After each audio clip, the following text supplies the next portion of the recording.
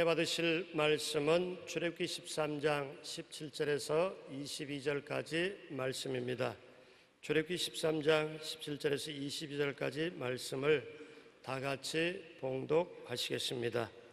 바로가 백성을 보낸 후에 블레셋 사람의 땅의 길은 가까울지라도 하나님이 그들을 그 길로 인도하지 아니하셨으니 이는 하나님이 말씀하시기를 이 백성이 전쟁을 하게 되면 마음을 돌이켜 애굽으로 돌아갈까 하셨습니다. 그러므로 하나님이 홍해의 광야길로 돌려 백성을 인도하심에 이스라엘 자손이 애굽 땅에서 대를 지어 나올 때 모세가 요셉의 유고를 가졌으니 이는 요셉이 이스라엘 자손으로 단단히 맹세하여 이르기를 하나님이 반드시 너희를 찾아오시리니 너희는 내 유고를 여기서 가지고 나가라 하셨습니다. 그들이 숫곳을 떠나서 광야 끝 에담의 장막을 치니 야훼께서 그들 앞에서 가시며 낮에는 구름기둥으로 그들의 길을 인도하시고 밤에는 불기둥을 그들에게 비추사 낮이나 밤이나 진행하게 하시니 낮에는 구름기둥 밤에는 불기둥이 백성 앞에서 떠나지 아니하니라. 아멘. 오늘 전 여러분과 함께 인생 광야를 지나는 삶이란 제목으로 은혜를 나누겠습니다. 한국의 지도적인 생산품과 수출 호황은 우리로 삶의 자신감을 갖게 하고 선진국 대회에 들어와 도움을 받던 우리가 도움을 베풀고 살며 또 옛날에는 해외여행이 꿈같은 일이었지만 이제는 바로 이 동리를 방문하는 것이 쉽게 할 수가 있습니다.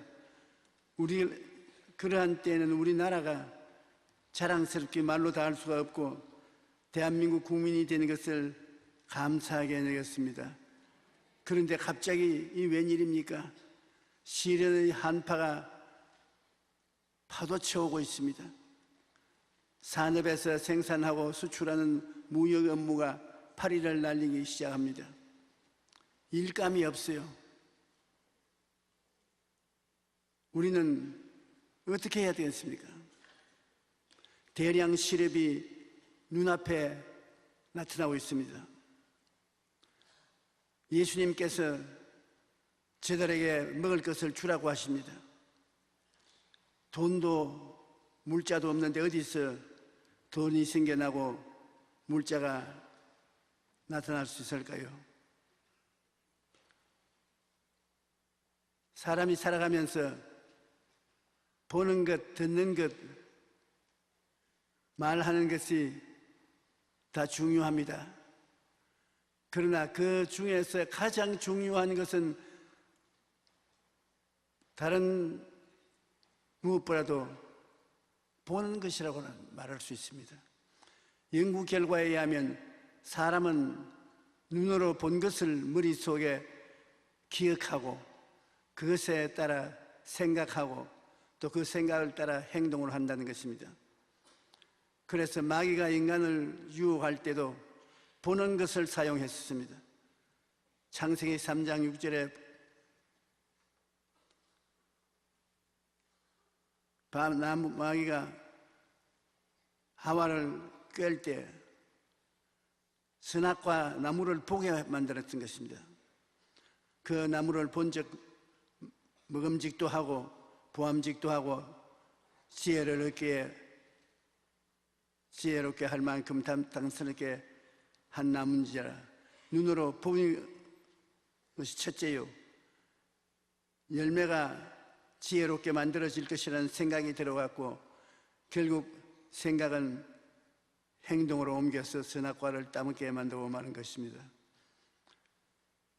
그러므로 무엇을 바라보는가가 우리 생활의 성패에 중대한 결정을 짓습니다. 어떤 친구를 사귀고 바라보고 있는가? 어떤 책을 중점적으로 바라보고 있는가? 바라보는 것이 여러분 생각을 만들어내고 생각이 행동을 만들어내고 행동이 그 사람의 문명을 좌우하는 것입니다. 이스라엘 백성들이 애굽을 나올 때 모세는 그 일을 이루실 하나님을 바라보았습니다. 그래서 너희는 두려워하지 말고 오직 가만히 있어서 야훼께서 오늘 너희를 위하여 행하시는 구원을 보라. 너희가 오늘 본 애굽 사람을 영원히 다시 보지 아니하리라. 그렇게 말하시는 것입니다. 하나님께서 이스라엘 백성을 애굽에서 나오게 했는데 바로 왕이 이스라엘 백성을 도로 포로로 잡으려고 100만 대군을 거느리고 나왔습니다. 거의 모세는 무기도 없고 군대도 없고 430년 동안 종살이 하던 이스라엘 백성 장정만 한 80만 되는다 그러시면 어린아이가 지쳐서 300만 정도 되는 식구를 거느리고 나오는데 감당할 수가 없습니다. 그래서 모세는 가만히 있어 하나님을 바라보았습니다. 그리고 백성들에게도 가만히 있어 하늘을 바라보라고 했습니다. 바라보고 믿고 말하면 성령이 그에 따라 역사하는 것입니다. 사람들은 성령이 계신다고 조금 말하면서 성령이 어디에 계신지를 모르는 것입니다. 성령이 여러분이 바라보고 믿고 말하면 보혜사 성령님이 그 속에 들어와서 일을 하기 시작하는 것입니다. 그러므로 모세가 애굽에서 나오는데 자기 혼자 힘으로는 도저히 안 됩니다. 그러면 백성들과 합쳐서 모두 다 문을 열어놓고 하나님 성령이 역사하는 장면을 바라보고 그리고 믿고 그리고 성령이 일하신다, 성령이 우리와 함께 계신다 입으로 시인해주면 성령이 바라보고 믿고 입으로 시인하는 그들 속에 들어와서 역사하며 애굽의 군대를 다 물속에 빠져 죽도록 만들어버리고 말한 것입니다. 세계적인 리더십 전문가인 존 맥스웰은 보는 것이 최고의 동기부여라고 말합니다. 우리는 인생이라는 캔버스에 꿈을 그려놓고 바라보아야 합니다. 그러면 꿈을 향하여 힘껏 달리게 되고 결국 꿈을 이루게 되는 것입니다.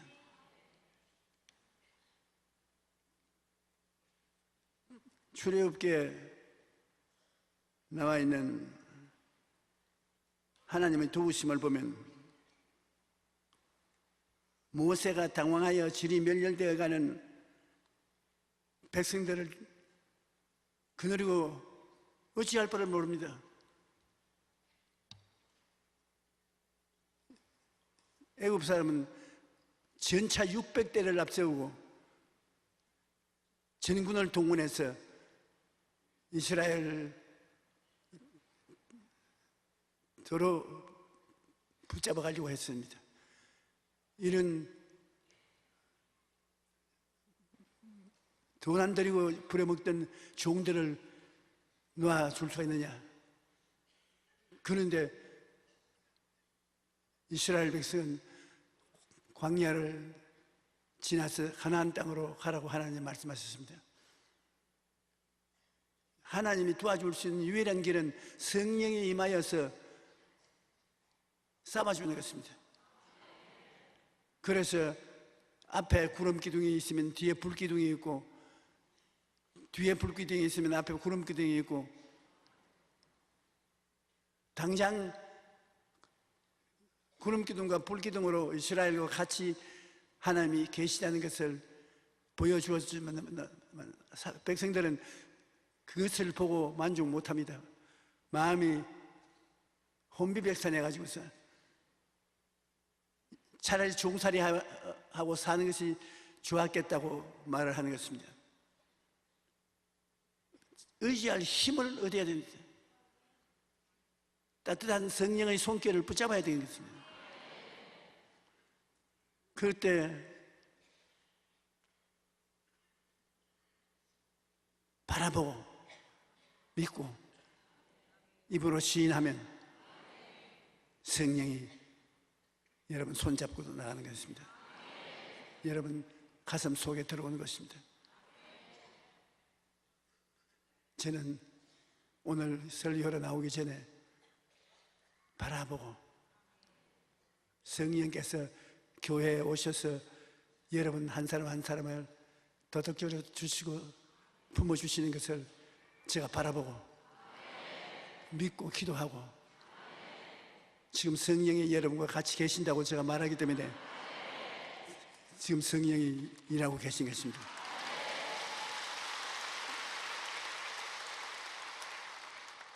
성령이 생명을 얻되 넘치게 얻게 하는 역사를 베풀고 있습니다. 출애굽기 14장 13절로 14절에 보면 모세가 백성에게 이르되 너희는 두려워하지 말고 가만히 서서 야훼께서 오늘 너희를 위하여 행하시는 구원을 보라. 너희가 오늘 본 애굽 사람을 영원히 다시 보지 아니하리라. 야훼께서 너희를 위하여 싸우시리니 너희는 가만히 있을지니라. 성령께서 이스라엘 백성을 위해서 대리로 싸워주시는 것을 보라고 말씀한 것입니다. 모세는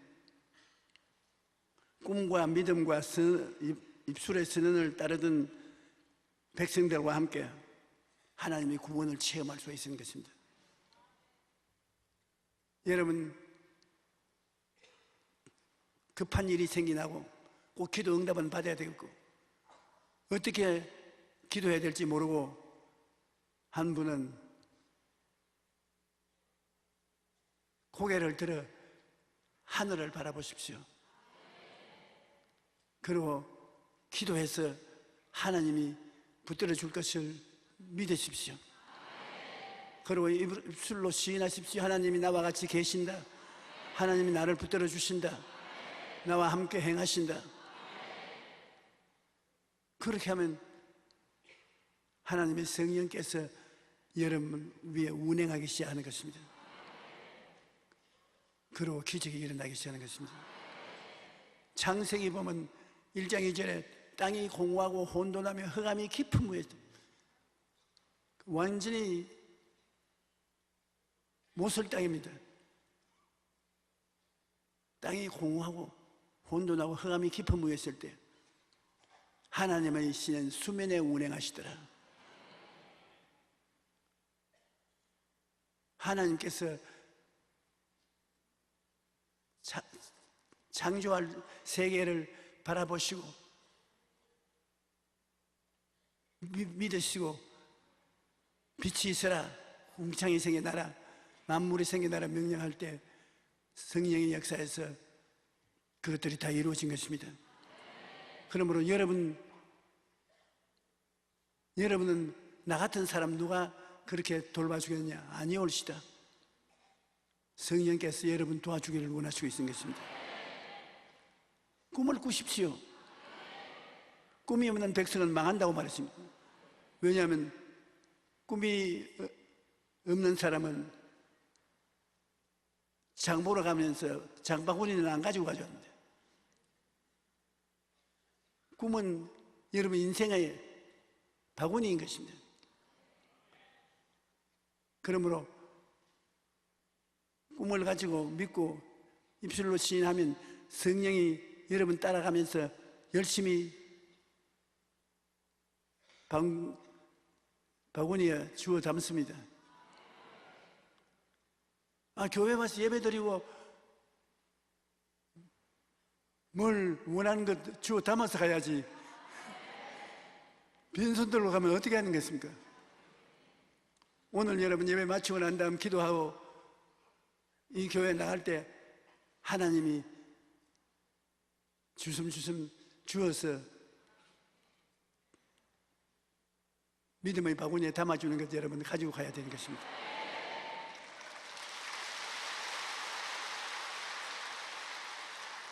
사람들이 신앙이라는 것은 무슨 종교적인 행위인 줄 알고 있는데, 신앙은 하나님과 함께 만나서 사랑을 나누고 현재 내가 소원하는 바를 이루어 주셔서 그것을 어깨에 메고 나가는 것입니다. 출애굽기 14장 30절에 보면 그날에 야훼께서 이같이 이스라엘을 애굽 사람의 손에서 구원하심에 이스라엘이 바닷가에 애굽 사람들이 죽어 있는 것을 보았더라. 그들이 바라보고 있을 때 모세가 지팡이로서 홍해수를 갈라놨어. 지팡이를 홍해수 위에 흔드니까 물이 갈라져. 이스라엘 사람은 전부 다 육지로 건너갔습니다. 애굽 사람들 뒤늦게 따라와서 이스라엘이 건넌 거 우리는 못 건널 리가 어디 있냐. 600대의 전차가 앞서고 100만 대군이 따라 들어갔습니다. 강 중간쯤 들어가니까 하나님께서 모세 보고 그 지팡이를 들어라. 들어보니 물이 쏴 원대 복구를 해서 다 죽었습니다.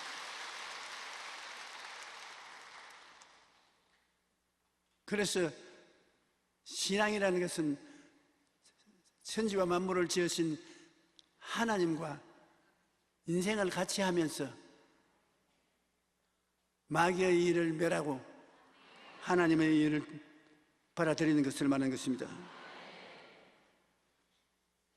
하나님을 알고 마음에 깊이 모시고 그 하나님을 믿고 그 하나님의 역사를 고백하면 반드시 성령이 역사하는 것입니다.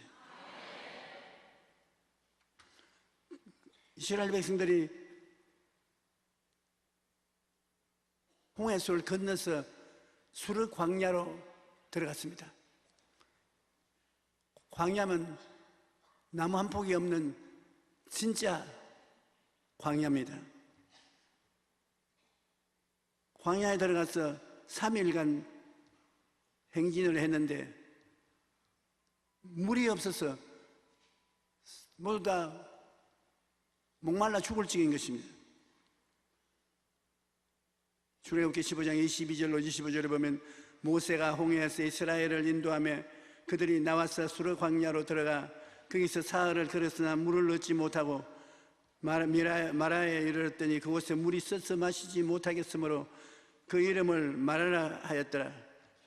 백성이 모세에게 원망하여 이르되 우리가 무엇을 마실까 하며 모세가 야훼께 부르짖었더니 야훼께서 그에게 한 나무를 지시하시니 그가 물에 던지니 물이 달게 되었더라.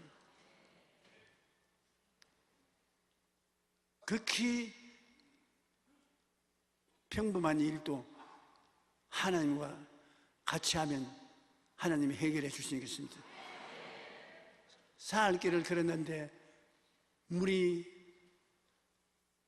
없고 물을 발견하고 보니 써서 마실 수가 없답니다. 그럼 뭐 어떻게 하는 것입니까? 너희는 내게 부르짖어라. 내가 응답하겠고 그거 비밀한 일을 보여주려고 말씀하시는데, 어려울 때는 하나님께 엎드려서 부르짖는 길밖에 없습니다. 모세가 부르짖으니까 하나님이 한 나무를 지시하시니 그 나무를 물에 던지니 달아졌더라. 화학 반응이 일어난 것입니다. 이것은 신약 시대 우리가 스디슨 환경 가운데 살고 있을 때 예수님이 십자가에서 그 쓴 것을 달게 만들어 버릴 것을 예언적으로 보여준 것입니다. 제일 요사이 무서운 것이 우울증입니다. 옛날에는 제가 서대문에서 목회할 때는 여성들이 우울증에 걸린 사람이 많아요. 소녀들도, 결혼하기 전에 처녀들도, 또 결혼하고 가정을 가진 아주머니들도 우울증에 걸렸습니다. 우울증에 걸리면 참 죽을 판입니다. 우울증에 안 걸려본 사람은 우울증이 그렇게 무서운 줄 모릅니다. 저도 그런 우울증에 걸려온 사람 보고 뭘 우울증에 걸립니까? 이 밝은 세상에 노래도 좀 부르고 혼자서 춤도 좀 추고 그런 우울증하고 싸워보십시오. 목사님은 우울증이 뭔지 모릅니다. 우울증이 걸리고 있는 이 현실은 죽음보다 못합니다. 죽는 것이 그렇게 아름답게 보입니다. 그런데 요 사이는 여러분 달라져가지고서 우울증에 걸렸다고 기도받으러 오는 사람은 남자들인 것입니다. 중년 남자들도 있고, 그리고 나이가 많으신 60이 넘은 분들이 우울증에 걸려서 옵니다. 그 왜 우울증에 걸리냐면 직장도 잃어버리고 돈도 못 벌고 오니 남자 신랑 대접을 받지 못하고, 일이 생기면 부인이 얼마나 무섭게 구는지 말로 다 할 수 없고, 자식들도 전부 다 마누라 편 들고 살 길이 막연하다고 그 우울증이 걸렸어요. 하나님께서 우울증이 뭔지 알아보라고 해서 저를 우울증 목욕탕에다 집어넣었다가 건져주신 기억이 있는데, 우울증이 다가오면 무섭습니다. 여러분, 말로서 표현할 수 없어요. 정말로 사는 게 딱 귀찮습니다. 엄청나게 고통이 마음속에 따라옵니다. 그런 것은 우울증을 피할 수 있는 길이 십자가 밑에 엎드리는 것밖에 도리가 없습니다. 하나님이여, 예수 우리도 십자가를 통해서 나를 살려주십시오. 보혈로 씻어주시고 성령이 오셔서 살려주십시오. 그렇게 하면 보혈로 씻어주시고 성령이 마음을 붙잡아 주시기 때문에 견뎌낼 수가 있는 것입니다. 그러므로 우리가 광야 같은 인생을 살면서 쓴 물을 마시고 우울증에 걸린 사람들 많지 않아요? 사회생활 하는 중에 우울증에 걸려서 고생하는 사람, 예수 그리스도 이름 부르고 십자가에 엎드리기 전에는 그 우울증에서 완전히 해방되지 않습니다. 행복을 느낄 수가 없어요. 여러분께서 우울증 걸리는 것 연습이라도 해보겠다는 생각 하지 마십시오. 몹시 괴롭습니다. 그러나 우리 예수 믿는 사람은 나무가지를 꺾어 던질 수 있습니다. 십자가의 나무가지를 꺾어 던질 수 있습니다. 우울증이 변화되는 것입니다. 그러므로 광야 같은 세상에 들어오면 하나님은 우리에게 십자가를 통해서 이길 수 있는 바탕을 만들어 줍니다. 십자가의 피로 말미암아 죄가 용서받고 허물이 사함을 받고, 십자가를 통해서 채찍에 맞음으로 병이 고침을 받고 건강을 얻게 되고, 또 십자가를 통해서 저주가 떠나가고 예수 그리스도로 말미암아 아브라함의 복을 받게 되고, 십자가를 통해서 예수 그리스도와 더불어 죽고 장사 지내고 부활해서 영생을 얻는 은혜를 얻게 되고, 영혼이 잘됨같이 범사에 잘되고 강건하게 저는 구원의 바탕이 잡혀지는 것입니다. 예수 믿는 사람이 왜 힘이 강하냐면 바탕이 튼튼하기 때문인 것입니다. 보혈의 능력을 바라보고 하나님 끝없이 흐르는 저 보혈의 능력으로 내 영혼의 죄를 정결케 하시고 허물을 씻어 주시옵소서.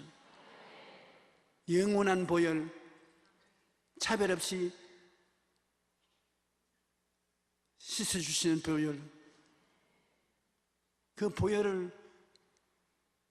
여러분 가슴 속에 모시고 살면은 죄와 허물이 돌아오기는 찾아오기는 찾아봐도 보혈에 다 씻겨 나가버리고 마는 것입니다. 여러분은 정말 굉장히 마귀가 볼 때는 무서운 사람인 것입니다. 죄도 허물도 병도 저주도 가난도 죽음도 십자가에서 이미 청산되어 버린 것입니다. 이미 이겨놓은 싸움을 싸우는 것입니다. 그러니까 마귀들이 여러분을 보고 굉장히 두려워하고 무서워하는 일은 당연한 일인 것입니다.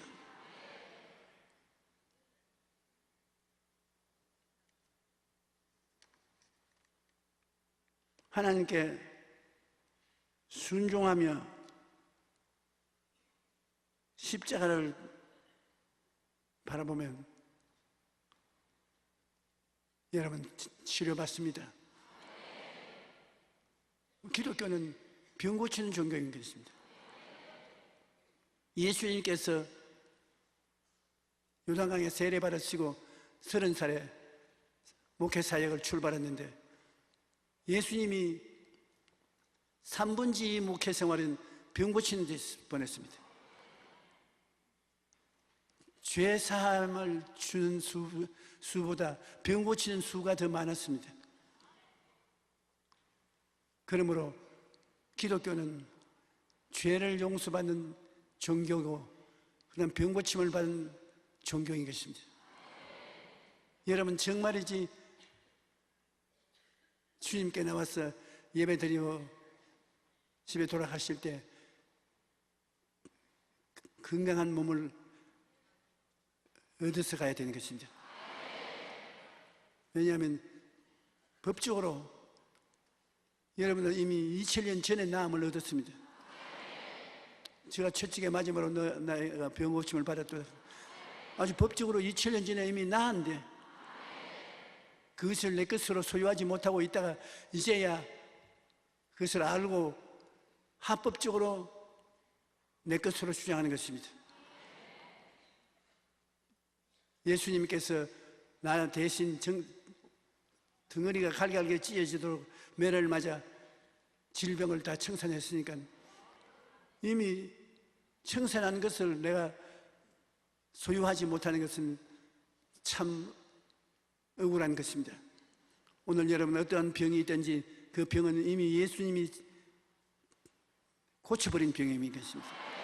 이미 나은 것입니다. 여러분은 강하고 담대하게 대하십시오.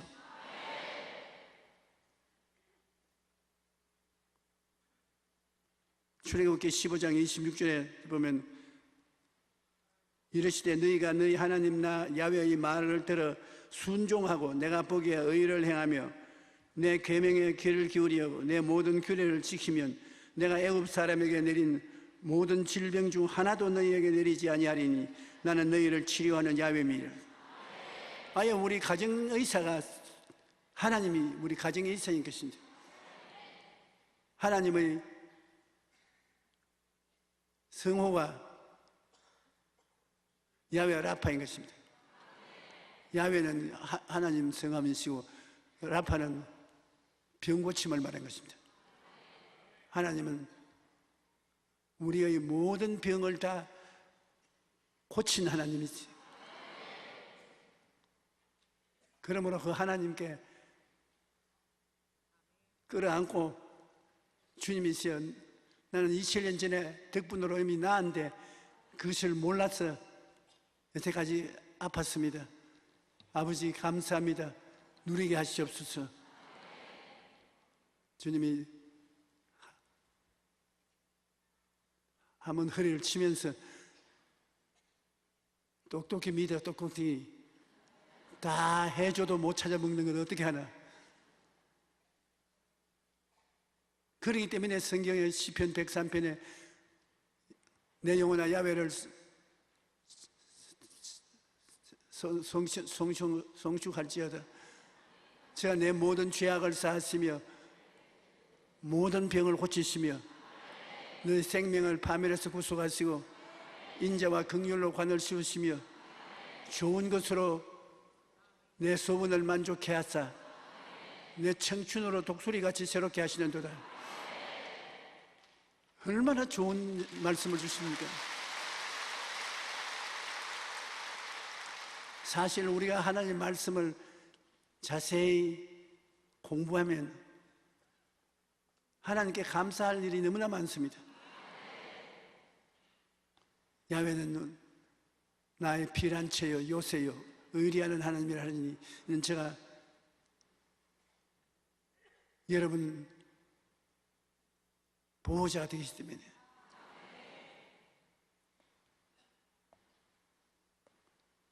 병을 고치는 하나님이 여러분의 하나님이 되어 있으므로 병을 무섭게 생각하지 말고 언제니 이미 이겨놓은 여러분 자신을 생각하시기 바랍니다. 그리고 이스라엘 백성들이 수르 광야에서 조금 더 걸어오니까 엘림 동산에 도착했습니다. 종려 70주 누울샘 12이 있는 오아시스에 왔습니다. 그 오아시스를 그냥 지나가지 않고 거기에 천막을 치고 기분을 덮고 쓰는 것입니다. 여러분 휴가를 가지고 스트레스를 씻어내는 것 참 좋습니다. 사람은 한없는 능력이 있는 것은 아닙니다. 여러분께서 때를 따라 휴가를 가야 돼요. 하나님이 이스라엘 백성을 인도할 때 때를 따라 꼭 휴가를 보내도록 도와주었습니다. 휴가가 있는 좋은 곳에서 스트레스를 다 털고 다시 걸어갈 수 있는 능력을 주신 것입니다. 광야를 지날 때는 정말 죽기 아니면 살기로 어려운 곳이니까 그들 마음에 생기를 얻도록 해주셨습니다. 출애굽기 16장 2절로 3절에 보면 이스라엘 자손 온 회중이 그 광야에서 모세와 아론을 원망하여 이스라엘 자손이 그들에게 이르되 우리가 애굽 땅에서 고기 가마 곁에 앉아있던 때와 떡을 배불리 먹던 때에 야훼의 손에 죽었더라면 좋았을 것을 너희가 이 광야로 우리를 인도해내어 온 회중이 줄여 죽게 하는도다. 이스라엘 백성들이 모르고 있는 것은 하나님이 자기들을 위해서 모든 것을 다 준비해 놓은 하나님이라는 것을 알아야 되는 것입니다. 하나님의 이름은 야훼 이레. 라파는 야훼 우리 의사 선생님, 야훼 이레는 우리를 위해서 예비해 놓으신 하나님. 하나님이 다 예비해 놓았습니다. 우리가 인생을 살면서 무엇을 먹을까, 무엇을 입을까, 어떻게 살까 하는 것은 하나님이 예비해 놓은 것입니다. 진짜로 믿어야 돼요. 하나님이 이스라엘 백성들이 자기들이 애굽을 떠날 때 예배해 놓은 양식이 다 떨어졌습니다. 그러니까 뭘 먹고 사냐? 우리는 고기도 먹고 싶고 밥도 실컷 먹고 싶고, 그런데 이게 뭐냐? 광야에 들어와서 배고프고 고기 먹고 싶고 이렇게는 못 살겠다고 그렇게 울부짖어서 모세가 하나님께 기도하니까 하나님께서 응답을 하시지 않습니까? 여러분, 너희가 구하여도 얻지 못하면 믿음으로 구하지 않기 때문에 그런 것입니다. 구하라 주실 것이요, 찾으라 찾을 것이요, 두드리라 열릴 것이요. 구하는 이마다 얻을 것이요, 찾는 이가 찾을 것이요, 필요한 것을 공급받을 수가 있는 것입니다. 우리는 하나님이 나 같은 사람 누가 아냐? 정말 제 돌봐 주겠느냐? 시험을 해보십시오. 무엇을 먹을까, 무엇을 입을까, 무엇을 마실까, 이런 것은 다 이방인들이 걱정한 것이요, 천부께서는 이것이 너에게 있어야 될 줄 아시나니라. 아버지가 없는 이방인들은 몰라도 우린 천부가 계신데 하늘 하나님께서 여러분에게 다 허락해 주십니다. 누가 떡을 달라 하면 뱀을 주며 생선을 달라 하는데 독사를 줄 사람이 있겠습니까? 너희 아버지가 악할지라도 자식에게는 좋은 것 줄 줄 알거든. 하물며 천부께서 구하는 자에게 안 주겠어요? 주십니다. 안 주면 저하고 갈라 나누어 먹읍시다. 나는 구해서 하나님께 응답할 가지고 기다릴 테니까.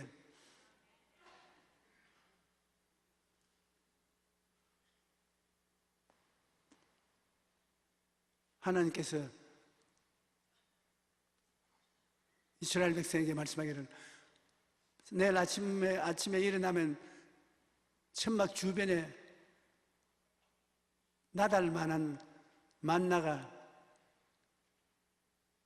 눈이 내린 처럼 내려 있으니까 그걸 모아서 지지기도 하고 볶기도 하고 굽기도 하고 삶기도 하고 그가 먹으라는 것입니다. 그리고 고기는 광야가 하늘이 새카맣도록 메추라기를 준비해서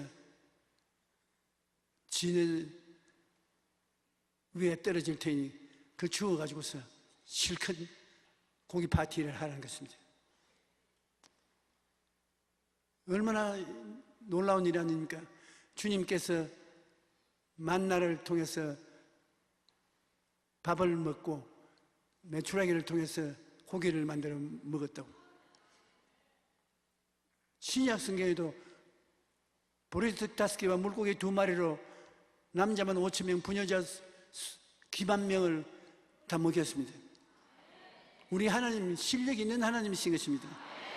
실력이 없다고 생각하면 큰일입니다.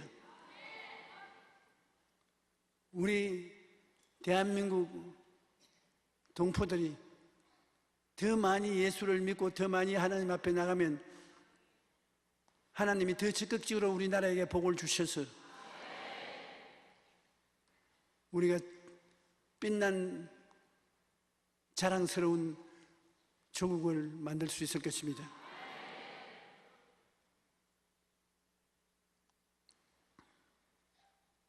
성경에 우리가 부정적인 말을 하지 말라는 것입니다. 잠언서 6장 2절에 내 입의 말로 내가 얽혔으며 내 입의 말로 인하여 잡히게 되었나니라. 우리가 말을 잘못하면 그 말이 창조적인 역할을 하는 것입니다. 말 한마디로 천장비전을 갖는다고 하는데 일본에 한참 사과를 따서 팔아야 될 때가 되는데 폭풍우가 다가와서 사과 밭에 다 떨어지고 얼마 남은 것은 못된 사과가 남아있고 사과 키우는 사람들이 다 망하게 됐습니다. 이제 다 살았다고 사과 과수원을 한 사람들이 두 다리를 뻗고 울었는데 하나님께 아이디어를 받은 사람이 있어요. 사과밭에 가보니 다 떨어지고 조그마한 모슬 사과들만 달렸는데 아이디어가 푸득 떠오르기를 이 조그만 못난 사과를 굵은 사과보다도 몇 배로 받고 팔아먹을 수 있다. 왜냐?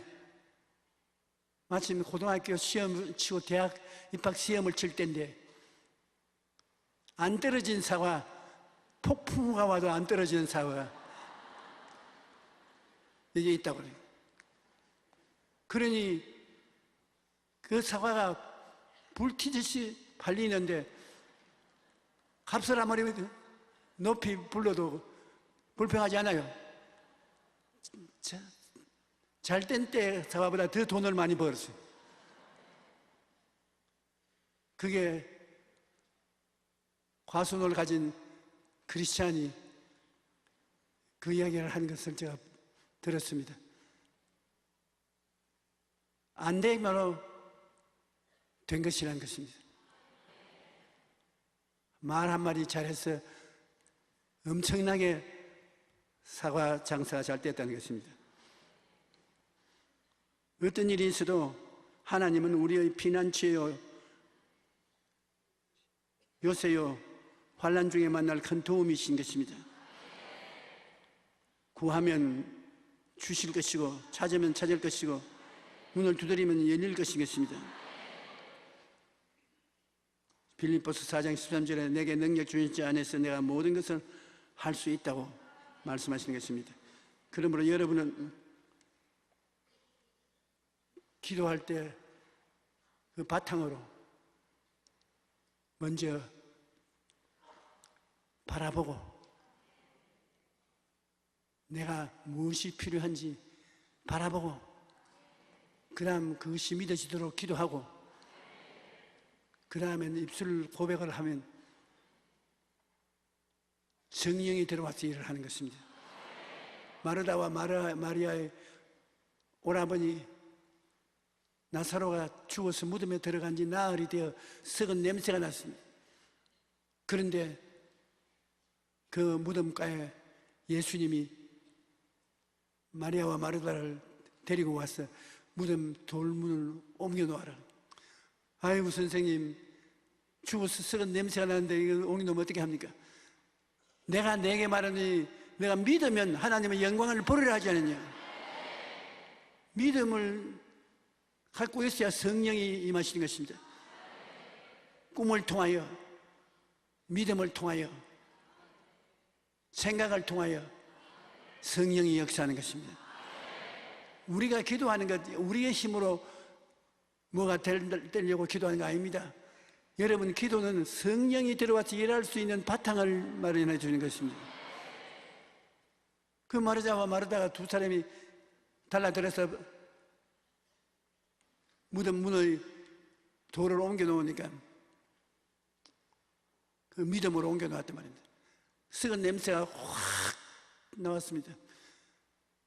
그럼에도 불구하고 예수님께서 마르다와 마리아를 옆으로 제껴놓고 나사로야 나오라. 나왔어요. 수의를 입은 채 나왔은 것입니다. 여러분, 바라보고 믿고 입술로 고백한 것은 여러분에게 하나님의 성령이 일할 수 있는 바탕을 마련해 주는 것입니다. 그러므로 주님께서 늘 말씀하기를 내 믿음대로 될지어다. 여러분이 오늘 믿으면 믿은 대로 되는 것입니다. 즉시로 되는 것도 있고 시간이 좀 걸리는 것도 있을지 몰라도 내 믿은 대로 될지어다 하면 믿으시 되는 것입니다.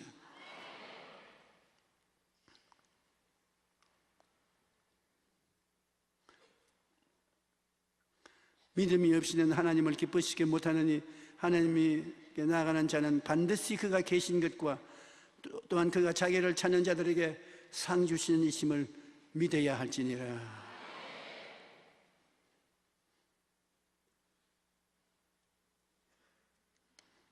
야훼께서 그들 앞에 가시며 낮에는 구름 기둥으로 그들의 길을 인도하시고 밤에는 불 기둥으로 그들에게 비추사 낮이나 밤이나 진행하게 하시니 낮에는 구름 기둥 밤에는 불 기둥이 백성 앞에서 떠나지 아니하더라.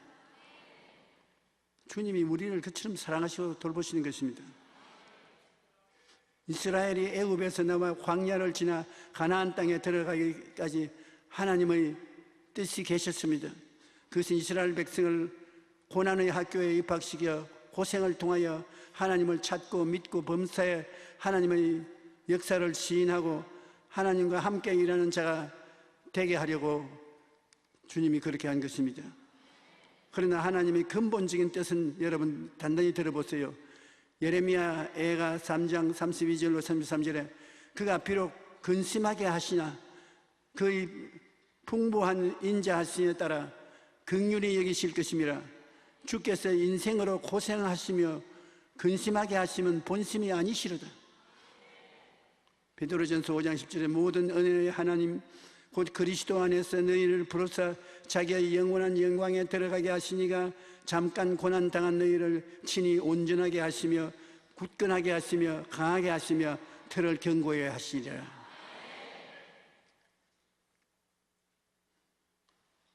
언젠가 제가 하나님께 기도를 하는데 하나님께서 갑자기 제 마음속에 이런 말씀을 주셔요. 너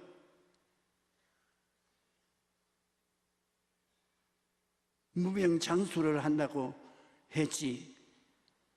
그럼요. 그래서 비타민도 많이 먹고 물도 많이 마시고 있어요.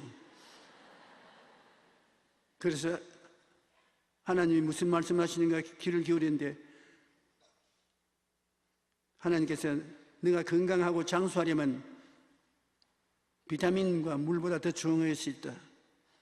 그게 무엇입니까? 마음의 즐거움은 양약이라도 마음의 근심은 뼈로 썩게 만든다. 마음의 즐거워하면 그게 양약이 된다는 것입니다. 마음을 슬프게 하면 그것은 썩은 뼈로 만든다는 것입니다. 무슨 생명과 건강을 유지하기 위해서는 마음에 가장 중요한 것이 평안을 유지하는 것입니다. 마음의 평안과 즐거움을 가지고 있으면 그것이 가장 좋은 양약이 된다는 것입니다. 요 며칠 전에 저에게 인사로 온 자매가 있었는데 작년에 혈액암으로 말기가 되어서 살아날 가능성이 없다고 의사가 그걸 보냈어요. 그래서 제가 그에게 타일했습니다. 이것은 내 마음의 즐거움이 암을 잡아먹는다. 마음에 부정적이고 파괴적인 생각을 하시면 암이 너를 잡아먹는다. 그러므로 마음의 기쁨과 즐거움을 가지고 감사와 찬송을 부르고 살면은 그만큼 암을 잡아먹는다. 그래서 암을 다 잡아먹고 난 다음에 건강이 회복되거든 내게 오느라. 며칠 전에 어머니와 같이 왔어요. 잡아먹혔느냐 잡아먹었느냐. 아주 건강하고 활발하더라고요. 그 의사 선생이 진찰을 하는데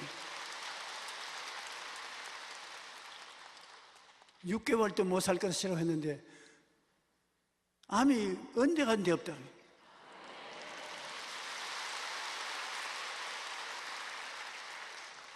혈액암은 좀처럼 잘 안 낫는 암인데 마음의 즐거움이 일어나가지고서 암을 다 잡아먹어버렸어요.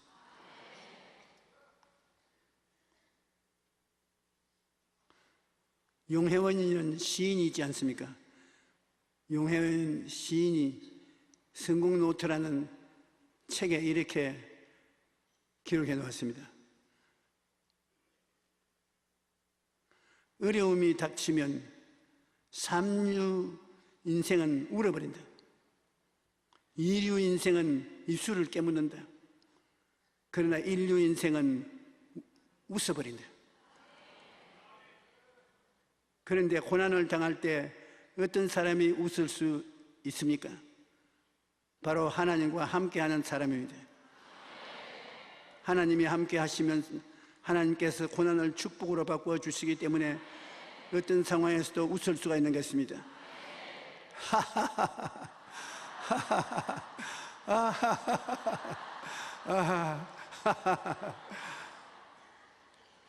여러분, 암이 얼마나 도망치는지 아닙니까? 금시 웃음으로.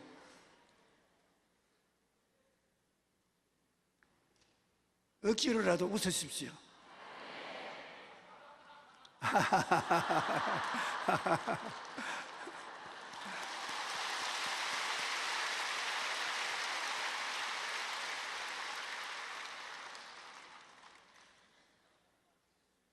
우리 찬송가 456장 부를 수 있습니다.